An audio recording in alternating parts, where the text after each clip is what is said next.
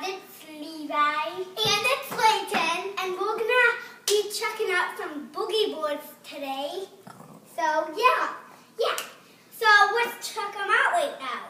We have blankets covered over. Yeah. Just because we didn't want anybody to see them, actually. No. So, it's like, I mean, they're not brand new. Yes. Yeah. It's good. Okay. 3, 2, 1. They're really old. So, yeah, they're really old. I got this. I don't know why. Levi got that. That's how we got. So, how you do a boogie board is you put your 2 feet at the front with your toes in your snow boots face forward, like right on the edge. And then you're going to hold on to the handles up here, and then you can control it by going forward, backward, any way you want. But the fun fact is you cannot go backward, because if you go backward, that wouldn't be safe. And by the way, you can't do it. So, it's okay. Anyways, now my brother's going to do it.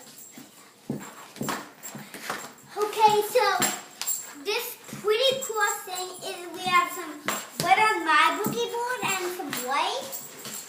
And then we have some green on the side.